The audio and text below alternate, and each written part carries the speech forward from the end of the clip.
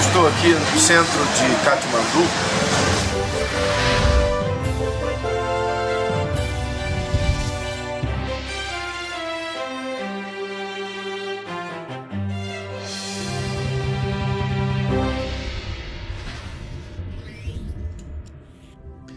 Queridos, eu estou servindo ao Senhor, a essa igreja, em 3 últimos domingos, contando com esse, dentro de uma temática onde o Senhor deu-me a ministrar 5 palavras direcionadas dentro desse verbo acredito.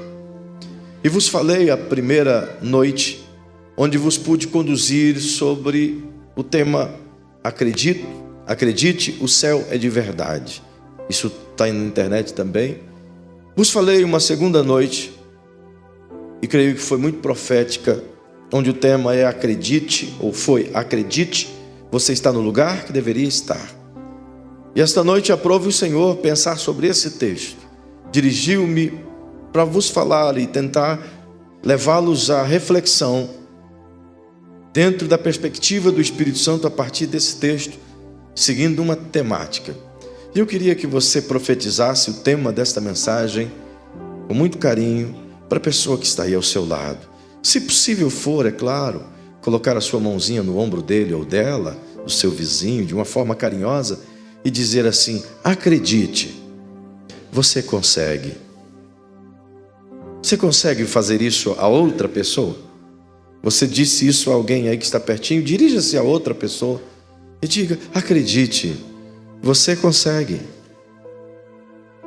Eu achei que vocês falaram, mas falaram tão devagarzinho, que é aquele que você consegue, mas acha que você não vai conseguir. Entendeu? Eu queria que você dissesse profeticamente algo que você realmente com fé. Mas diga com quem, sabe, que é acordar a pessoa que está do teu lado. Já começou a melhorar o clima, tá vendo? Então diga para quem está ao seu lado, bem forte, animado, diga: acredite, você consegue. Isso, é isso aí. Glória a Jesus por isso. Esse texto encerra um ciclo maravilhoso de liderança de um dos homens mais notáveis do Antigo Testamento. Ele encerra a odisseia de Moisés, um homem que, como vocês conhecem, foi tirado das águas ainda garoto, criado pela filha, irmã de Faraó, conduzido em meio a todo o contexto egípcio de liderança e de aprendizado, e por fim expulso do Egito para não morrer, visto ter sido descoberto ser judeu e fazer parte daquele povo que era escravo na terra de Gósen. Aos 40 anos foi caminhar pelo deserto errante até chegar na terra de Midian, um pouco distante do Egito, já em direção à região da Líbia. De modo que, estando nessa terra, viveu ali 40 anos na obscuridade, distante de seus pares, de seus parentes, de seus líderes, distante de sua cultura, de sua nascente, de tudo aquilo que o representava e que ele representava. E daquela terra recebeu, portanto, o chamado do Senhor em Midian. E com 80 anos de idade, foi direcionado pelo Eterno a voltar ao Egito para libertar os filhos de Israel que viviam sobre uma intensa escravidão de longos 430 anos. Ao ouvir o chamado e obedecer e estar no Egito, o Espírito usa para libertar com um braço forte, isto é, usando Moisés para dispensar sobre o Egito 10 pragas dificílimas mediante a dureza do coração de Faraó e de todos aqueles que com ele caminhavam. A 10ª praga veio, portanto, deu a liberdade aos israelitas que saíram do Egito com festa. Afinal de contas, foram 430 anos de agonia e dor. E agora, libertos, destinam-se às planícies do Sinai para lá louvar ao Senhor e ministrar a Ele conforme a própria direção de Deus. Moisés, portanto, os liderou nessa empreitada maravilhosa. Quando chega 3 meses depois de sair do Egito a uma região chamada Cades Barneia, eles tiveram a oportunidade de ir adiante, atravessar o Jordão e entrar na terra prometida a Abraão 430 anos antes desse evento ter acontecido. Entretanto, em Cades Barneia, eles rejeitaram a bênção de Deus. Eles não conseguiram crer naquilo que o Senhor havia dito que faria, mesmo Deus dando todas as provas do que fez, estando eles no Egito e os tirando do Egito com braço forte. O certo é que, por conta de sua rebeldia e desobediência, eles vagaram pelo deserto para que punisse a sua incredulidade ao longo de 400 anos, fazendo com que o Egito saísse de dentro deles e eles pudessem ser de fato livres de mente para um novo tempo na nova terra em que Deus havia prometido. Nesse interim, tem Moisés 80 anos, quando destina-se a caminhar 40 anos pelo deserto. E logo agora, no fim, nesse texto, onde lemos que Moisés partiu, Moisés é morto, é o fim de um ciclo de 120 anos de um homem que foi, de longe, o maior líder de todos os tempos. O homem mais amoroso, mais gentil, mais cativante, mais servo de todos os tempos, no qual só está abaixo de Jesus, porque foi Jesus quem o inspirou. Entretanto, não há outro líder tão proeminente, tão amável, tão contundente, tão cheio de inspiração quanto Moisés. É perceptível que é chegado nesse tempo e Deus o convida a subir ao monte chamado Nebo. E no monte Nebo, Deus diz: Moisés, olha adiante, você vai ver a terra que eu vou dar aos meus filhos, os israelitas. Ele olhou da além do Jordão e viu as planícies verdejantes, terra boa, onde frutos suculentos e grandes eram produzidos. De modo que Deus disse: essa terra eu irei dar a eles, mas você não vai chegar até lá. E Deus então não deixou que Moisés atravessasse o Jordão, justamente porque, por conta de um erro, de uma atitude de nervosismo lá atrás, de uma só, ele acabou impedido de entrar na terra prometida. Entretanto, Deus disse: você vai descansar agora, despede do teu povo e você vai vir comigo. E sob o monte Nebo, Moisés expirou, e ali foi, segundo a Bíblia, enterrado por Deus. O próprio Deus fez o seu túmulo, o seu velório, de modo que não foi achado seu corpo até os dias de hoje, segundo Deuteronômio capítulo 34. De modo que o povo, ao saber, através de Josué, que Moisés havia partido para o Senhor, o povo então pranteou, fez um luto de 30 dias, e choraram amargamente durante 30 longos dias. No costume hebraico, o luto dura 7 dias, de choro constante, de lamúria, de tristeza. Mas, geralmente se estendia a 30 dias, a questão de estar com a cabeça baixada, se assentado ao chão, sempre sem chinelos, em um grande pesar. E assim eles fizeram durante longos 30 dias, choraram amargamente. Entretanto, alguns estudiosos afirmam, e isso também pode ser provado biblicamente, que durante um período de quase um ano, eles estacionaram nesse lugar, perante o Jordão, e ali lamentaram a perca de Moisés, não apenas 30 dias, mas os outros 11 meses que viriam a seguir. Estacionaram e ficaram como que sem saber o que fazer, só se martirizando em função da dor de ter perdido seu líder. De fato e verdade, isso acontece até os dias de hoje dentro da cultura hebraica. As pessoas só conseguem retomar os seus negócios, os seus planos, as suas escolas, as suas famílias, depois de um ano de luto. As mulheres, por exemplo, só tiram as suas burcas só depois de um ano que o seu falecido partiu. Assim sendo, lamentam essa dor. Entretanto, o texto que nós lemos, o Senhor diz a Josué: Josué, meu servo Moisés é morto. Deus fez isso e veio até Josué justamente porque este trazia em seu conteúdo de vida um currículo que fazia com que o Senhor gostasse dele e pela sua maneira de agir, mas também pela apatia, pela forma com que os israelitas se acamparam ali e sabendo que do outro lado era a terra prometida, e agora ficaram como que sem saber o que fazer. Afinal de contas, Moisés O líder máximo havia partido. E um líder tal como esse partindo, não deixou outra alternativa a estes, senão se perguntaria agora. Vagamos 40 anos pelo deserto, e agora? Saímos do Egito, vencemos, conseguimos chegar até aqui, mas e agora? Tudo passamos ao lado de Moisés, ele partiu, foi estar com o Senhor, e agora? Essas perguntas, é claro que eram inúmeras aos ouvidos de Josué e de qualquer outro líder que estava na época. E a primeira coisa que me leva a pensar aqui esta noite, a partir desse texto, do versículo 2, no qual lemos, no qual diz: Moisés, meu servo é morto. É como se Deus estivesse dizendo a Josué exatamente essa frase: Josué, o meu servo Moisés acabou de partir, ele morreu, mas a vida, Josué, tem que continuar. O que Deus estava chamando Josué é para um embate agora, dizendo: você tem que se levantar de onde vocês estão. Vocês precisam entender e reagir mediante as coisas que ainda tem para acontecer. Meu líder, meu servo Moisés partiu, mas vocês ainda estão aí. Ele partiu, mas a promessa ainda está aí. Ele descansou, mas o objetivo ainda está aí. Ele veio para estar comigo, mas aquilo que ele ensinou continua aí. Então é como se Deus chacoalhasse Josué e dissesse: Josué, a vida tem que continuar. Você não pode parar onde você imagina que está. Ora, Moisés era como se fosse um porto seguro para qualquer uma daquelas pessoas que estavam ali. Tudo que eles precisavam, eles tinham o pastor Moisés. Se eu pudesse, tivesse tempo aqui de te narrar quem foi Moisés e como ele agiria ou como ele agiu, você ficaria pasmo de ver a grandeza do coração desse homem. O certo é que, rápidas palavras, pode dizer que ele se doou, sabe?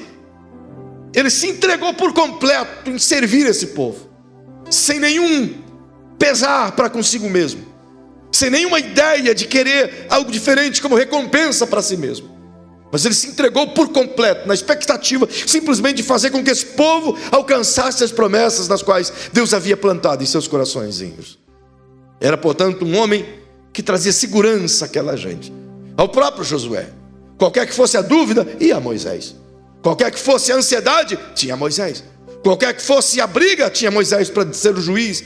Qualquer que fosse o desentendimento, tinha Moisés para aconselhar e achar a melhor solução. Ele era realmente, em meio a qualquer tempestade, alguém que pudesse segurar. Quando a enfermidade batia, quando o vento contrário viesse, bastava ir a Moisés. Ele tinha uma palavra, ele tinha uma direção, ele tinha orientação, ele tinha a voz de Deus para acalentar os corações que estavam aflitos. Mas agora partiu Moisés. Então essa gente perde não apenas o seu porto seguro, mas perde também aquilo que os tranquilizava em meio ao direcionamento no deserto em que eles precisavam ter. Mas agora parou. Entretanto, o que Deus diz é que a vida tem que continuar. Então está dizendo a Josué: Josué, ao partir Moisés, o seu porto seguro, o seu líder, o seu mentor, o líder dessa nação toda, entende, Josué, é uma oportunidade que se abre para ti. Moisés partiu, mas uma oportunidade se abriu. Oportunidade de o quê? De alguém assumir o lugar dele. Oportunidade de sucessão, oportunidade de viver o que ele viveu, oportunidade de liderar, oportunidade de ser alguém, oportunidade que talvez um dia passou no coração de alguém. Imagine quantas pessoas dentro do contexto hebraico havia nos seus coraçõezinhos o desejo de estar no lugar de Moisés. Imagine quantas pessoas desejavam a posição de Moisés. Imagine quantos daqueles líderes que ali existiam gostariam de liderar, de ser honrado, de ser chamado de pastor de Israel como Moisés. É claro que poucos não gostariam de passar o que Moisés passou, mas com certeza todos gostariam de ter as alegrias e as honras que Moisés teve.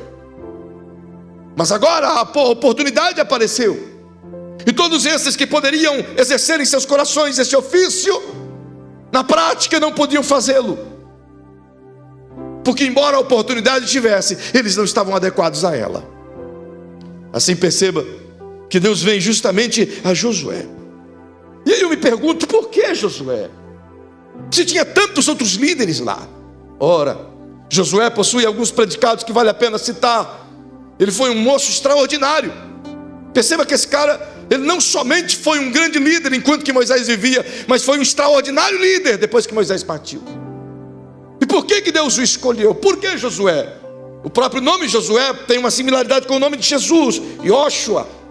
Perceba que quando Moisés foi expulso do Egito na tentativa de salvar a própria vida, para que Faraó não o matasse, nessa ocasião aqui desse texto, há 80 anos antes, Josué tinha 2 anos de idade.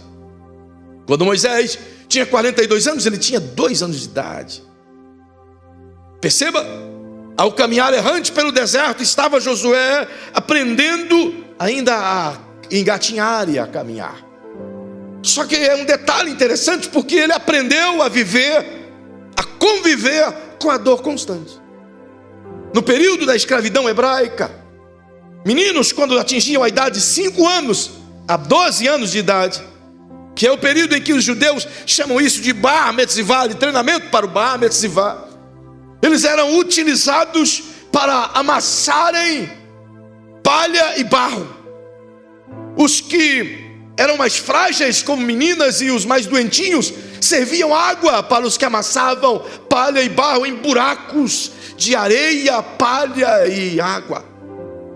Era tão cruel que eles passavam o dia inteiro pisando a lama, amassando para fazer tijolos. Criancinhas pequenininhas, de 5 anos, 6 anos, 7 anos, 8 anos, 9 anos, 10 anos, debaixo de chicotes. Não tinham tempo de brincar, nem sequer de participar dos conceitos familiares. Viviam no extremo labor da dor. Perceba que quando ele completa seus 11, 12 anos, então agora ele já fortinho, é levado a puxar tijolos. Era essa a forma de trabalho entre a escravidão egípcia. De 12 anos acima, eles já tinham força para puxarem com cordas tábuas carregadas de tijolos. E já quando jovens, tinham que empurrar pedras gigantescas para a construção de tebas, de pirâmides e de outras coisas. Ele aprendeu, portanto, ao longo de 42 anos, debaixo de muito chicote, debaixo de muita dor, debaixo de muita opressão, de muita tristeza, de muita angústia. Esse foi o Josué, que conviveu com a dor, mas que quando Moisés vem ao Egito, ele crê de tal forma que decide entrar debaixo do pastorado de Moisés. E do mesmo jeito que ele serviu a força no Egito, ele passa a servir Moisés em tudo que Moisés vai fazer. Quando este volta, ele já tem 80 anos. E Josué, portanto, é um garoto, tem 42 anos. Então com 42 anos ele quer servir Moisés com 80. E ele passa a dar tudo de melhor, tudo de si, acompanhar Moisés onde ele vai. Sobe Moisés a montanha, Josué está com ele. Desce Moisés a montanha, Josué está com ele. Está Moisés na tenda falando com Deus, está Josué do lado de fora da tenda. Está Moisés 40 dias no monte esperando Deus, está Josué no pé da montanha esperando Moisés descer. Em todo tempo você vai ver Josué agarrado com Moisés, tendo este como seu mentor, fazendo dele, sim, o seu líder maior. Diga para quem está pertinho de você: o Josué, ele aprendeu a crescer com a dor. Depois de aprender 40 anos com a dor, ele tem o privilégio de acompanhar Moisés até Cádiz Barneia. 3 meses de caminhada com os israelitas até Cádiz, como eu acabei de afirmar. Em Cádiz Barneia, Moisés envia ele e mais 11 para a terra prometida, a Canaã, para espiar a terra, para ver como eles poderiam entrar. Em Números capítulo 13, você vê a narrativa disso, e eu não tenho tempo para te contar. Eles voltam de lá, e as pessoas não acreditam que Deus é capaz de cumprir aquilo que disse. Eles dão um relato da terra e ficam encantados com aquilo que é prometido, mas não têm coragem de levantar a mão e tomar aquilo que Deus deu. Perceba que ali foi como um vestibular, e 2 dos 12 passaram no vestibular. O primeiro foi Josué, o segundo foi Caleb. Passaram no vestibular para uma faculdade de 40 anos no deserto, a conviver com a secura, com a dificuldade, com a dor, com a angústia, com a solidão do deserto. Esse cara, portanto, foi talhado 42 anos numa masmorra ou num poço de lama, e em seguida fez a sua faculdade dentro de um deserto angustiante, o deserto de Beceba, o deserto do Oriente, onde todos aqueles que trilharam nele faleceram, menos Josué e Caleb. É interessante que você nunca viu ao longo desses 40 anos o Josué caminhar longe de Moisés. Tudo o que ele fazia, ele estava ao lado de Moisés. Onde Moisés citava alguma coisa, estava Josué pronto para aprender, estava ele pronto para obedecer, estava ele pronto para seguir a direção. Você nunca vai ver Josué tomando qualquer direcionamento sem antes consultar Moisés, sem antes esperar por Moisés. Sabe, isso me alegra muito, me ensina muita coisa ainda. Por quê? Porque agora Moisés é morto, e vem exatamente Deus e diz: tudo que você fez ao lado de Moisés, mas agora Moisés é morto. A sua vida tem que continuar, Josué. E para a sua vida continuar, ora, você tem um longo caminho pela frente. Eu quero que você se levante agora e você conduza esse povo a entrar na terra prometida, atravessa o Jordão, guerreie com quem tem que guerrear e conquiste o que tem que conquistar. Ele tinha que enfrentar agora algumas coisas que até então não estavam no seu script. Percebe? Que ele tem que enfrentar um dilema gigantesco, os fantasmas de Moisés. Afinal de contas, o povo tinha na cabeça Moisés. Tinha tanto na cabeça que foi Deus quem escondeu o corpo de Moisés. Sabe por quê? Judas, no capítulo único que ele tem, o versículo 9, ele diz que o diabo tentou pegar o corpo de Moisés, e Miguel, o arcanjo do Senhor, lutou com ele para impedir. E por que o diabo quis fazer isso? Porque durante um ano os israelitas estavam com a mente fixada: oh, porque Moisés partiu, oh, Moisés nos deixou, oh, estamos sozinhos agora. Agora imagine se o diabo conseguisse pegar o corpo de Moisés e levá-lo no meio dos egípcios. Os colocaria numa situação de idolatria tão ferrenha que eles perderiam outra vez a bênção como perderam há 40 anos atrás. Mas Deus não permitiu. Só que a mente deles estão fixas. Nós tínhamos um grande líder, Moisés. O que será de nós sem Moisés? Então tudo que você vê em conta em Josué agora é medo do fantasma de Moisés, porque não há dúvida nenhuma de que as pessoas iriam cobrá-lo, insistindo com ele aquilo que elas imaginavam que tinha que fazer. Imagina as pessoas chegando: olha, você vai nos liderar, mas Moisés fez isso, você vai conseguir fazer? Moisés falou isso, você vai fazer o que ele falou? A cobrança em cima de Josué era imensa. A expectativa colocada pelas pessoas sobre ele era comparando-o sempre a Moisés. Então era um desafio enorme que ele tinha que fazê-lo. Isso não tem coisa mais difícil para ele. Parece que estava tudo tão simples, mas no coração de Josué isso era tão grande que Deus vem a ele e diz: não tenha medo, seja forte, seja corajoso, não te espantes, eu estou contigo. Porque as lutas que vinham contra ele, as primárias eram o medo e a solidão. Se você estudar o Moisés, você vai ver que não tinha ninguém mais solitário do que ele. Era um pastor de 3 milhões de pessoas, mas era um cara solitário. E o que te faz pensar que líderes não são solitários. Líderes não têm com quem compartilhar aquilo que recebe, nem tampouco aquilo que vive. E o Josué disse: eu vou ter que viver o que o pastor Moisés vivia, vou ter que sofrer o que ele sofria. Não é fácil. Ele tem que encarar o próprio medo da dor, da solidão, do desamparo, enfim. Só que agora perceba que ele também tem que suportar os próprios fracassos. Afinal, quem nunca fracassou? Esse versículo: Moisés meu servo é morto, me leva a pensar que esse piá, o Josué, ele estava apto para enfrentar tudo isso, porque ele foi formado na escola da dor. Ele conseguiu concluir e crescer em meio a tudo isso. Ao longo desses 80 anos que ele tem, 82 anos que ele tem, até assumir essa posição, a sua faculdade não lhe ofereceu nenhuma coisa boa. As suas costas tinham marcas suficientes para dizer que aguentou o que tinha que aguentar. Isso me leva a entender por que Deus diz a Josué: é hora de você se levantar, é hora de você seguir, é hora de tocar a vida para diante. Ora, diga para quem está ao seu lado: Moisés é morto, mas é hora de seguir em frente. O verso 5 do mesmo texto, Deus diz a Josué: Josué, levante-se, seja forte, ninguém vai te resistir, eu vou estar com você em todo o tempo. Tenha ânimo, tenha coragem, siga em frente. É como se Deus dissesse: eu vou abrir os caminhos para você, apenas confie em mim, acredite em mim. Sabe, O que você acredita determina os planos que você faz.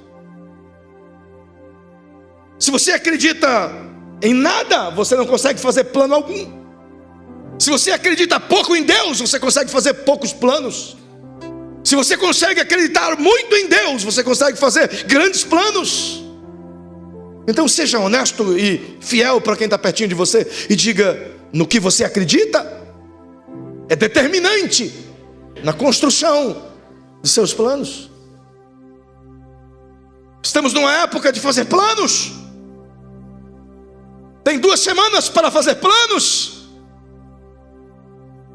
E se tem uma época que todo mundo faz planos, essas 2 últimas semanas. E quando chega no dia 1º, diz: está aqui todos os meus planos. E a gente só consegue fazer isso mediante aquilo que acreditamos, sabe? E é interessante isso. Deus olha para Josué e sabe disso. O sucesso de um homem, queridos, não vem de suas atitudes.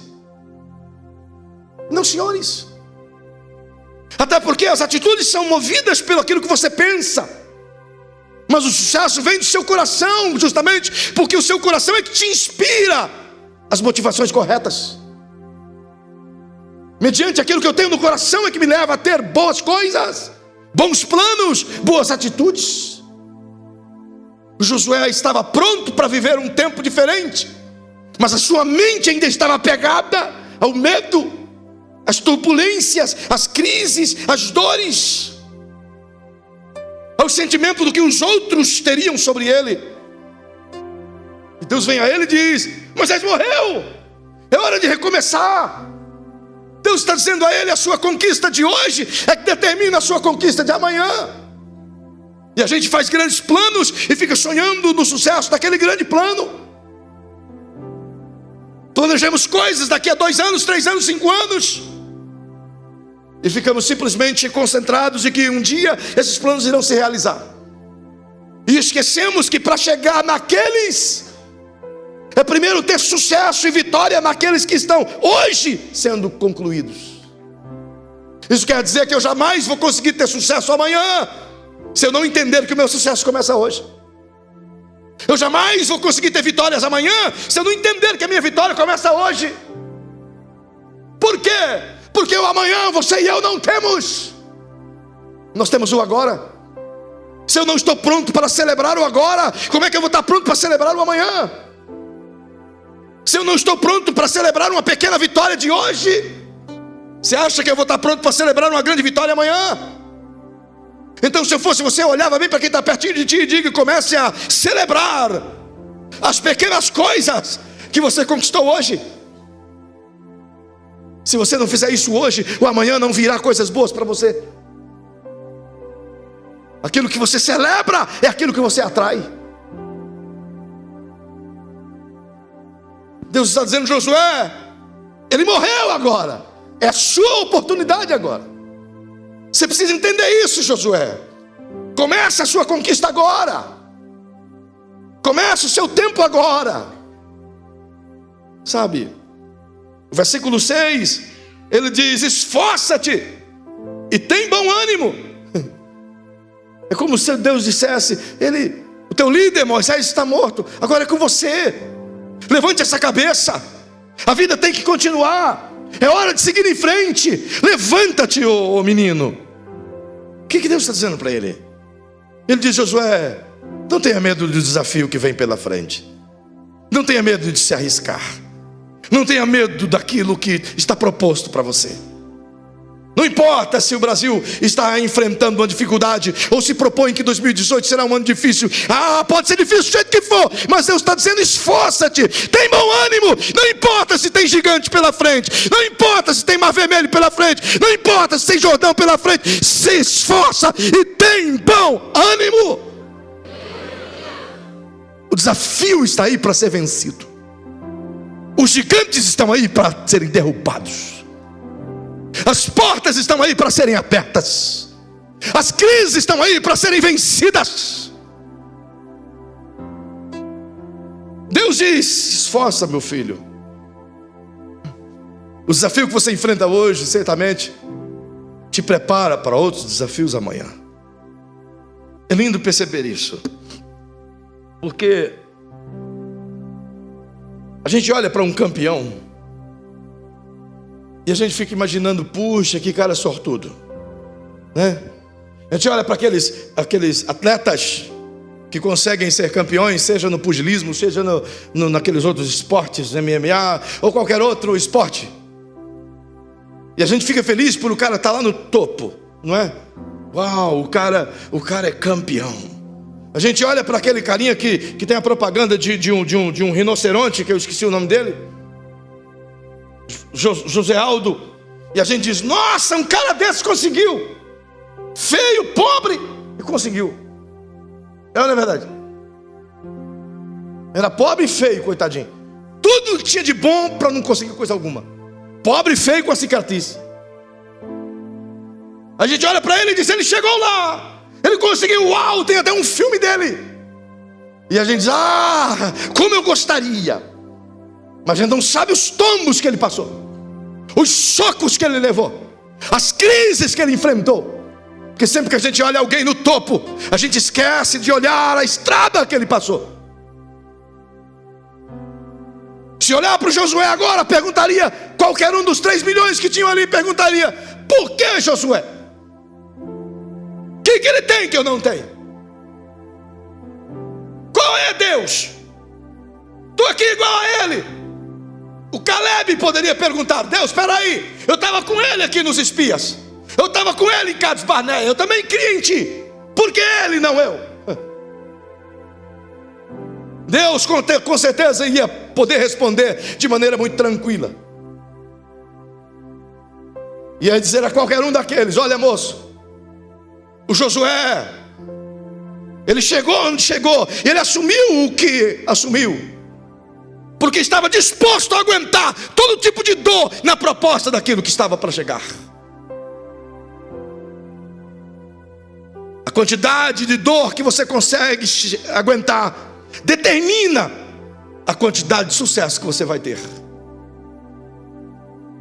Não é à toa que a Bíblia diz que Jesus desprezou a dor, ignorou a dor, porque estava de olho numa coroa superior.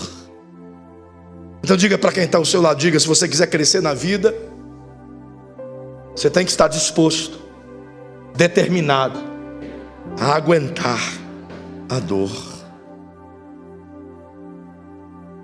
A dor não é inimiga do seu futuro, ela te prepara para ele.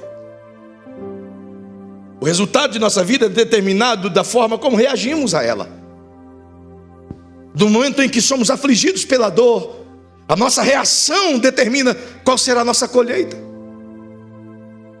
O propósito se enquadra na nossa vida mediante a reação que temos à dor que recebemos.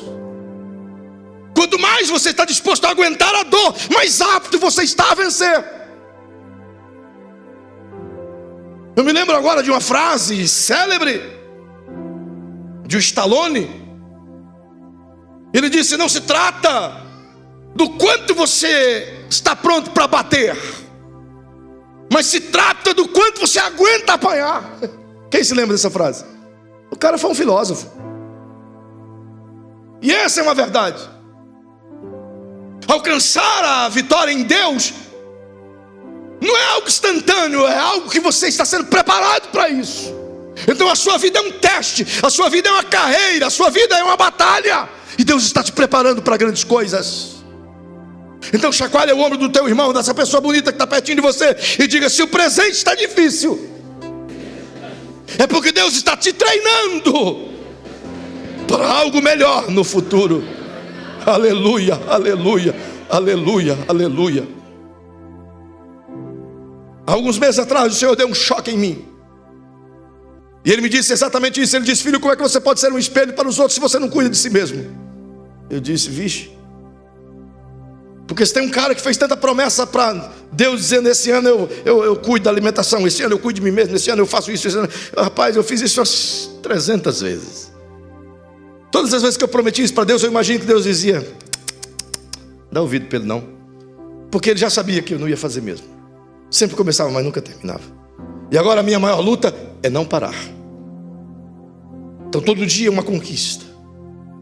E esses dias eu estava no meu exercício matinal, tentando fazer um abdominal, e a coisa mais difícil do mundo, meu irmão, pensa num trem difícil. Os primeiros dias parece que está arrancando você, assim, quebrando tudo aqui dentro, sabe? Ainda mais com a barriga. Eu fiz um jejum, emagreci 8 quilos, emagreci em tudo quanto é lugar, menos na barriga. É uma coisa de louco. Até meus braços afinaram, mas a barriga não. É um mistério isso aí. Tem que ser estudado esse negócio. Você vê que leva tanto tempo para construir que até o jejum tu não consegue derrubar. E aquela dor, e eu estava tentando fazer lá, e vai, 1, 2, 3, 4, 5, na dificuldade. E eu olho do lado, tem um senhor, todo dia eu encontro ele, meu amigo agora, seu Arlindo. Todo dia ele está lá.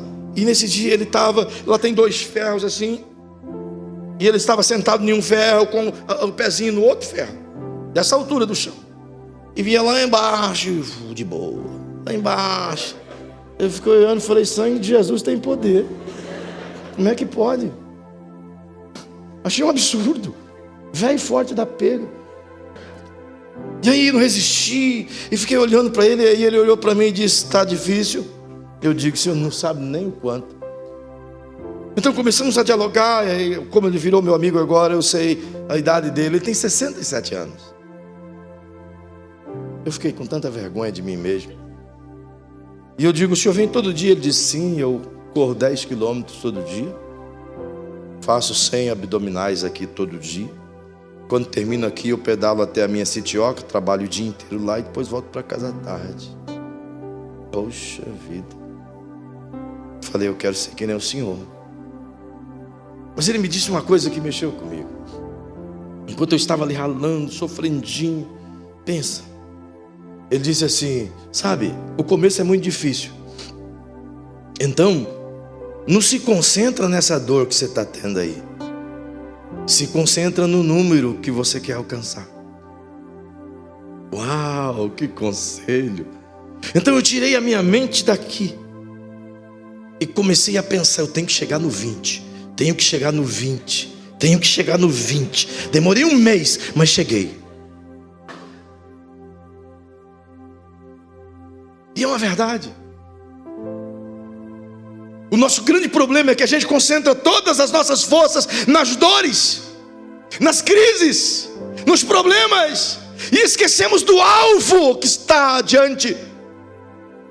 O apóstolo Paulo, em Filipenses 4, ele disse, esquecendo-me das coisas que para trás ficam, prossigo para o alvo. Eu preciso olhar à frente e entender que eu tenho um alvo a chegar. E eu preciso militar sobre esse alvo. Então chacoalhe o ombro de quem está ao seu lado de novo. Por favor, diga para ele, tenha coragem. Ignore a dor. Tire os olhos da dor. E olhe para o seu foco, o seu alvo. Aleluia. Deus vem a Josué. E eu não sei nem que hora é, glória a Deus. Jesus de Nazaré. Deus vem a Josué e diz, Josué, meu servo Moisés é morto. O que ele quer dizer com isso? Uma quarta coisa ele quer dizer, um novo tempo se aproxima, Josué. Uma nova oportunidade é chegada, Josué. Um novo dia se aproxima, Josué. Um novo ano irá chegar, Josué. Oh, que isso quer dizer? Deus está dizendo, é hora de você começar a fazer seus planos. Moisés fez os planos dele, e os planos dele os trouxeram até aqui. E agora ele deixou uma oportunidade para você. É hora de você fazer os seus planos. Onde é que os seus planos irão te levar, Josué? Onde é que você quer chegar? O que você acredita determina os planos que você fará. Então comece a executar agora, ô Josué, porque um novo ano irá se iniciar, uma nova etapa irá se iniciar, um novo Jordão você irá cruzar, uma nova terra você vai entrar, uma nova vida você vai viver. Então quantos planos você quer fazer? Onde é que você quer chegar? Por que eu tenho que fazer? Ora, porque um novo ano irá chegar, e com ele vai chegar os milagres, com ele vai chegar as bênçãos, com ele vai chegar as vitórias, com ele vai chegar as oportunidades, com ele vai chegar as conquistas, com ele vai chegar as lutas, com ele vai chegar todas as coisas. Mas eu estou com você, seja na vitória, seja na derrota. Faça planos, Josué. Vamos avante. Na hora de você deitar-se e choramingar. É interessante, como eu acabei de dizer, todos os anos nós fazemos inúmeros planos. Quem aqui já esgotou as suas tentativas de fazer planos anualmente? Levante a mãozinha. Não, tenha coragem, eu sei que você fez. Levante a mãozinha. Planos e mais planos, e mais planos, e mais planos, e mais planos, não é? Aí se você anotar todos eles, esse, e chegar no dezembro e ler, porque a gente nem anota, porque se anotar, a frustração é pior. É na verdade. Você coloca lá, eu quero 10 coisas em 2017. Aí você chega em dezembro de 2017, você olha a lista. Vou jogar essa lista fora. Vou fazer uma nova lista, porque essa não era de Deus. Começar algo novo agora. Por que não dá certo? Por que coisas boas que a gente tenta começar não dá certo? Por que bons planos que a gente faz e faz de oração não dá certo? Por quê? Onde estão os erros? Onde estão os fracassos? Onde a gente errou? Quais foram as moedas erradas? Bem, há duas respostas para essa pergunta. A primeira resposta é que, infelizmente, nós iniciamos o cada dia, ou iniciamos o hoje, ou vamos iniciar o ano com o pensamento de ontem. Nós iniciamos o dia de hoje com os pensamentos de ontem. Vamos iniciar 2018 com os pensamentos de 2017. Fazemos isso constantemente, sabe? Então Deus está dizendo a Josué: Josué, o Moisés está morto. Agora é novo. Agora é um novo começo. Você precisa começar algo agora. Então, diga para quem está ao seu lado, diga: vamos começar amanhã. Vamos amanhecer o dia amanhã com a mentalidade de amanhã, não com a mentalidade de hoje. Por que, queridos, vos afirmo isso? Sabe? Justamente porque o hoje está cheio de coisas. Carregamos a nossa cabeça de frustrações, de fracassos, de derrotas, de tristezas, de decepções. E chegamos no outro dia com a mesma coisa. Não temos tempo para canalizar as forças naquilo que é correto, porque a nossa mente está carregada daquilo que é incorreto. E Deus chacoalha o Josué e diz: Josué, agora é o seu tempo. Agora é o seu tempo de você acordar. Antes Moisés liderava, agora você lidera. Antes Moisés falava, agora você fala. Antes Moisés orava, agora você ora. Mude a sua maneira, Josué. Inicie um novo tempo diferente para essa nova onda de bênção que você vai viver. Sabe? Qualquer um de nós aqui, se quisermos alcançar o sucesso em Deus em alguma área da vida, precisamos começar hoje a mudar a nossa mentalidade e ter uma nova mente, uma nova maneira de pensar, exatamente como Deus estava dizendo para Josué. Você não pode começar uma vida nova com uma mente velha. Você não pode começar um ano novo com uma mente velha. Você não pode começar um projeto novo com uma mente carregada de coisas velhas. Não pode. Você não pode se dar esse direito a você mesmo. Sabe por quê? Eu vou terminar, embora é muita coisa que eu tenho para dizer para você, mas eu queria que você dissesse para quem está pertinho de ti. Diga: Deus colocou em você a melhor e mais poderosa ferramenta que está em você está aqui, agora, em você, a sua mente.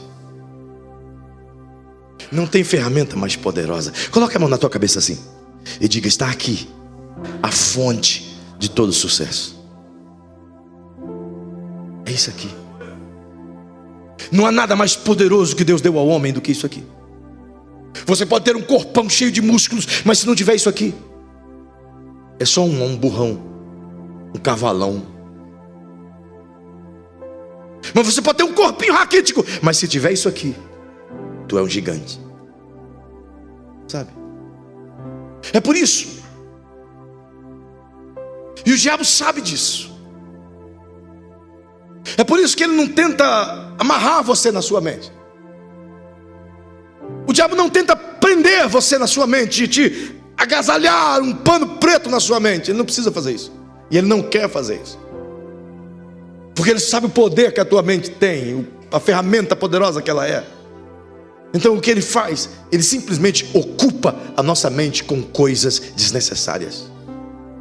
Ele ocupa a nossa mente com frustrações, com iras, com decepções, com fracassos, com raiva, com hostilidades, com coisas fúteis, com angústias, com estresse. Ele ocupa-nos, então torna o nosso corpo doente, porque a nossa mente está doente. Então queremos começar algo novo, mas não temos nada novo, porque a mente está cheia de coisas velhas. E Deus está dizendo a Josué: limpe a sua mente, porque se você limpar a sua mente, você fica são. Se você limpar a sua mente, coisas novas virão nela. Limpe a sua mente, para que a mente de Deus venha sobre você. É por isso que não recebemos a mente do Cristo, porque a nossa mente está cheia das coisas desta vida. É por isso que Jesus iniciou seu ministério dizendo: mude a sua maneira de pensar. É por isso que o apóstolo Paulo rogou às pessoas e disse: não vos amoldeis a este mundo, não vos conformeis com este mundo, mas transformai-vos pela renovação do vosso entendimento, da vossa mente, para que possais compreender qual é a perfeita, boa e agradável vontade de Deus.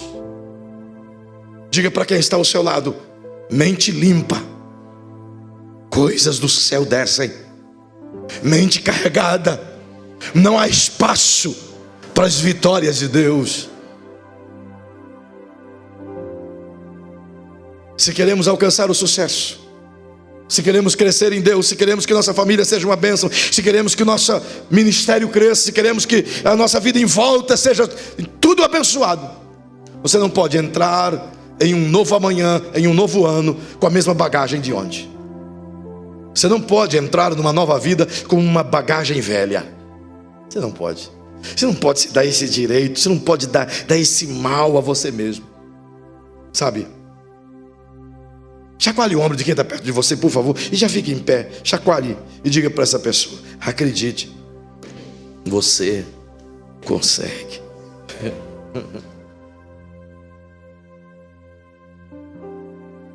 Eu vou te dizer algumas coisas rápidas. Você precisa ter uma nova maneira de pensar, pronta para novas mudanças. Se você não está apto para novas mudanças, você não é um líder, então você não consegue sucesso em si mesmo. Você precisa ter uma nova maneira de pensar, para que a mente do Cristo possa fluir sobre a sua vida. Sabe por que muitas coisas não dão certo na vida? Porque estamos aprisionados a elas, porque os aprisionamos em nossa mente. Em todo tempo Cristo quer nos dar uma mente segundo Ele, fazendo com que o homem exterior se deteriore, mas o homem interior se renove dia após dia. Por que renovar o homem interior? Para que nada velho se acumule nos campos da sua mente. Porque tudo que é velho aí dentro, o diabo está usando para impedir a chegada do que é novo. Eu vou dizer uma coisa rústica, bem material e significativa. Seu guarda-roupa só vai ter roupas novas quando você estiver disposto a jogar fora as velhas. Tem gente que tem roupa lá de 30 anos. Não, a camisa está toda deteriorada. E ele diz: não, isso aqui é de estimação. Isso aqui, ó, eu fui no velório do Matusalém. O cheirinho das flores de Matusalém aqui. Posso jogar fora? Não. Então você nunca vai receber o novo, porque o velho sempre ocupa o espaço. Você não tem que jogar o marido velho não, tá? Esse aí não joga não, fica com ele. Mas precisamos entender que o potencial que Deus colocou aqui dentro de nós precisa ser explorado. Você precisa acreditar nisso. Sabe? Como eu gostaria de ir mais longe. Se você liberar a sua mente, você precisa entender que o seu ano, a sua vida vai ser um sucesso se você fizer 3 coisas. A primeira, permita que a mente do Cristo venha na sua mente nova. Traga os pensamentos do Cristo para dentro dos seus pensamentos. Paulo diz isso: não penseis nas coisas que são da terra, mas pensai nas coisas que são de cima. Aos Colossenses capítulo 3, verso 1. Se você quer as coisas dando certo na sua vida, permita que o Espírito Santo ministre uma nova maneira de pensar sobre você. Então coloque a mão sobre a sua cabecinha assim e diga: Senhor, eu quero uma nova maneira de pensar.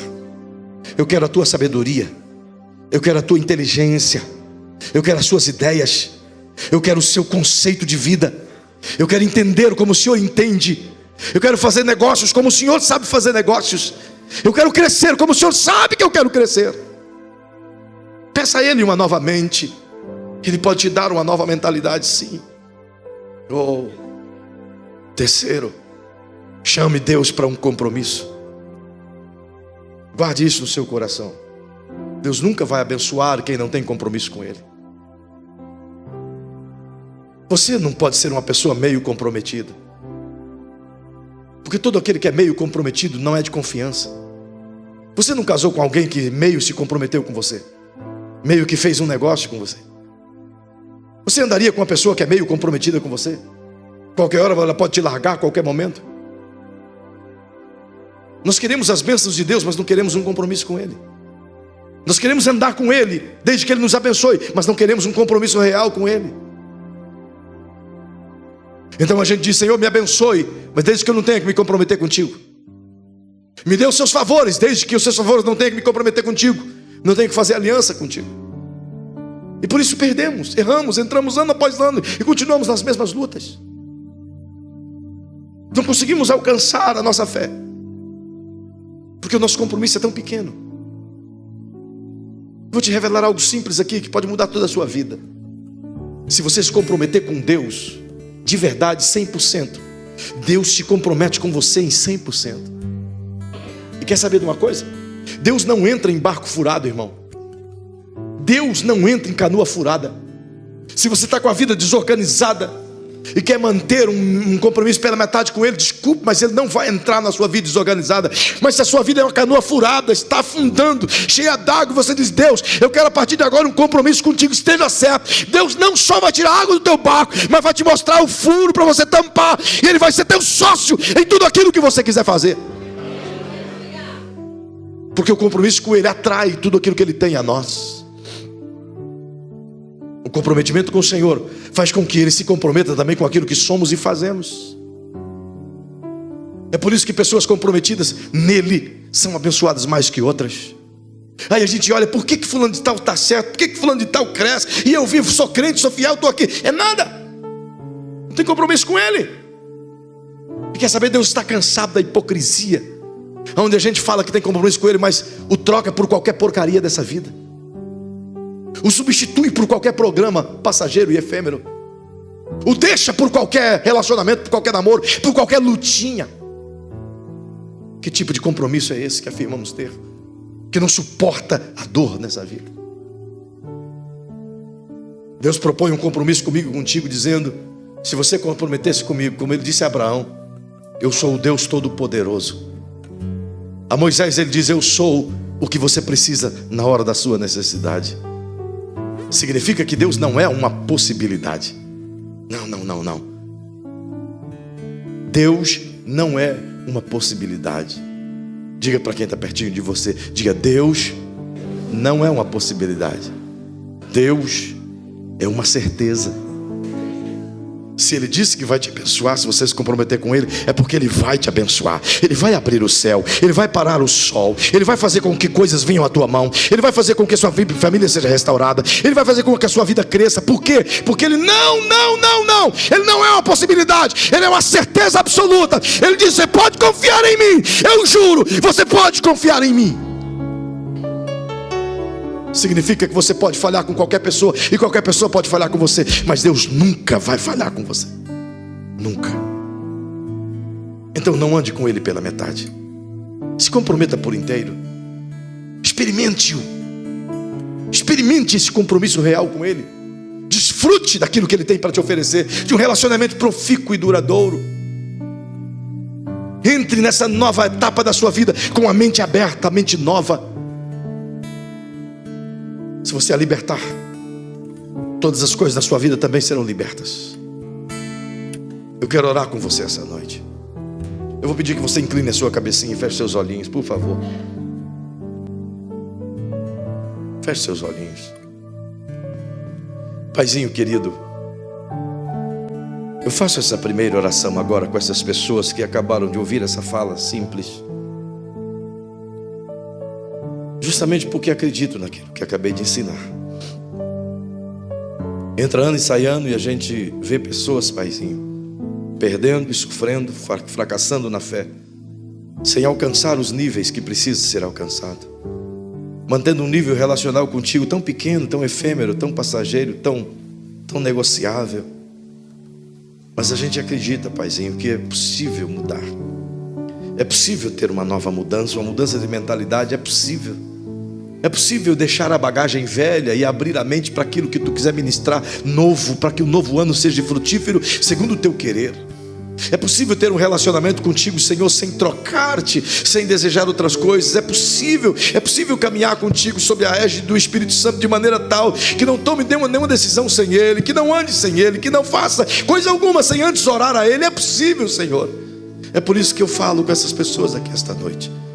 Então eu quero te pedir agora, Paizinho, a oportunidade nos é dada, grande oportunidade de um futuro brilhante em Ti, maravilhoso em Ti.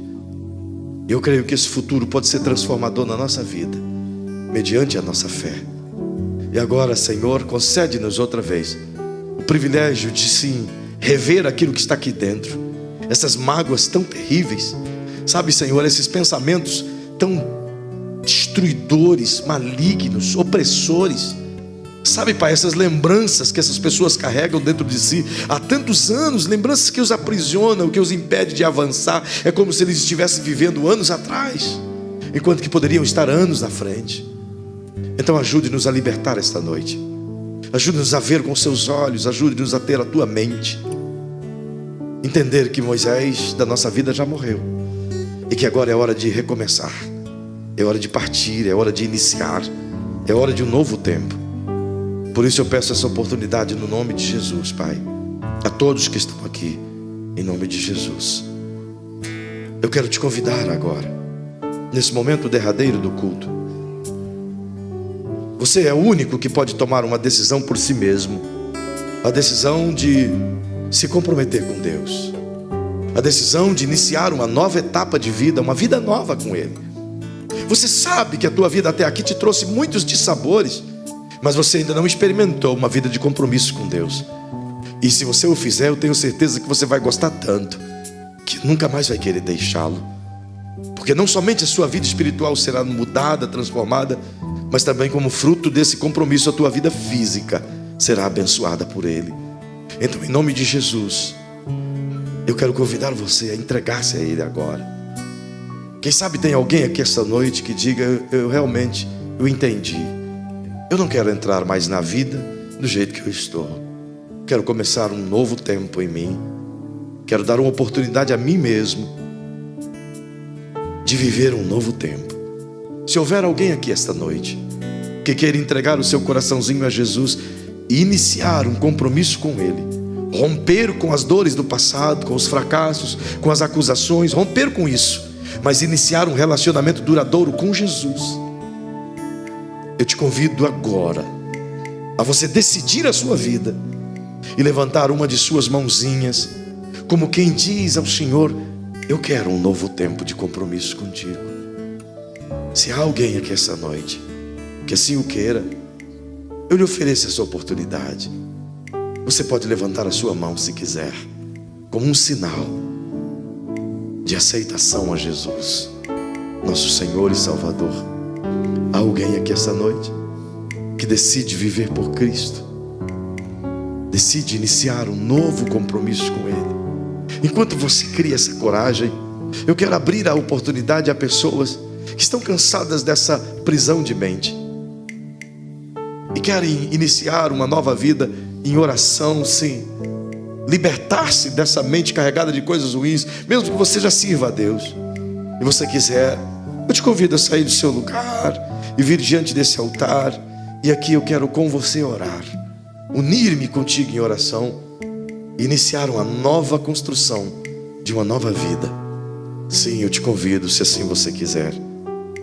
Mas mais do que isso, eu dou a oportunidade a você que quer servir a Jesus esta noite, que quer se entregar a Ele agora, quer render-se a Ele e dizer: Pai, assim como esses irmãos, eu quero viver uma novidade, eu quero andar um novo tempo. Pode sair do seu lugar se você quiser, não tenha medo. Assim como Deus disse a Josué: não temes, não se atemorize, se esforça, tem bom ânimo, em nome de Jesus. Oh, em nome de Jesus. Se há alguém essa noite que decide no seu coraçãozinho dizer: eu quero entregar-me a Jesus, me relacionar com Ele em um novo compromisso, eu quero renovar o meu compromisso com Ele. Se há alguém aqui essa noite, eu peço simplesmente, levante uma de suas mãos para que eu possa lhe ver, para que eu possa orar com você. Alguém aqui essa noite que diz: eu quero Jesus, quero que Jesus entre na minha vida, entra na minha casa, entra nos meus negócios, entra em mim. Há alguém aqui esta noite? Dentre todos vocês, alguém? Ali tem um jovem. Oh, aleluia. Glória a Jesus. Glória a Jesus. Glória a Jesus. Que bênção.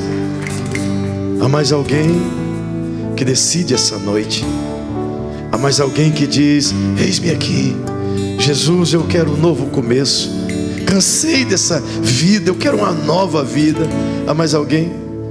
Esse jovem está tomando uma decisão hiper importante, que vai mudar a vida dele para sempre, de felicidade. De felicidade. Há mais alguém que essa noite decide e diz: eu também quero. Ali está uma segunda pessoa. Glória a Jesus, glória a Jesus, glória a Jesus, glória a Jesus. Há uma terceira pessoa. Há uma terceira pessoa. Onde você está? Levante a sua mãozinha onde você estiver. Eu ficaria a noite inteira insistindo com você, mas eu não posso. Então eu lhe peço agora, nessa última canção, nesse último momento, levante sua mãozinha se você quiser, Jesus, assim como essas pessoas queridas aqui fizeram agora. Elas estão fazendo o que é certo. Cante, filho. Elas estão fazendo o que é certo. Esses cartazes convidam você para isso. Vem para uma nova vida hoje. Deixe o amor de Deus completar você. Ainda há esperança. Foi por você. Vem para Jesus. Vem como estás. O preço já foi pago. Venha mesmo. Vem para Jesus. Há mais alguém aqui essa noite? Não vai embora sem Jesus. Oh, aleluia. Cante bonito para terminar. Há mais alguém aqui essa noite que quer Jesus? Aí na galeria, só levante a sua mãozinha onde você estiver. Eu vou sem dúvida orar por você. Oh, Jesus. Há mais alguém? Dentro de mim. Abraçem eles. Necessita ser mudado, Senhor, porque tudo que há dentro do meu coração, aleluia, necessita mais disso. Ore comigo agora. Pai querido, em nome de Jesus, eu oro por essas pessoas que estão aqui. Eu oro juntamente com os conselheiros que estão aqui com eles. Eu oro juntamente com a equipe pastoral, com essa igreja, com esses filhos que estão aqui no altar. Eu oro pedindo, Senhor, o perdão dos pecados dessas pessoas queridas que aqui estão. Eu oro pedindo, Senhor, que tudo aquilo que é velho, que é ruim, que maltrata, que machuca em suas mentes, seja agora apagado. E que eles possam, em nome de Jesus, viver o novo, segundo a tua palavra. Que essas pessoas que estão aqui à frente recebam uma nova mentalidade, um novo jeito de viver a vida. Que a perspectiva deles possam ser mudadas, que eles possam ter as suas vidas transformadas, e que o seu futuro, Senhor, seja sim, sem dúvida, melhor do que o seu presente. Porque afinal de contas, Senhor, não estamos aqui para viver de passado, mas para viver o presente que o Senhor nos deu. Ó Espírito Santo, eu peço que encha-os do teu amor, e essa igreja irá cuidar deles sim, da melhor maneira possível. Pai, nos dá uma nova maneira de pensar, porque realmente nós vamos conseguir, Pai. Sem dúvida eu creio que o futuro será nosso, e essa tua igreja há de triunfar, em nome de Jesus, em nome de Jesus, em nome de Jesus. Eu queria que você desse um abraço em quem está perto de você e diga: acredite, você consegue, você consegue, você consegue, você consegue alcançar a bênção, você consegue alcançar o futuro, você consegue a prosperidade, você consegue ser uma bênção em Deus, você consegue, você consegue.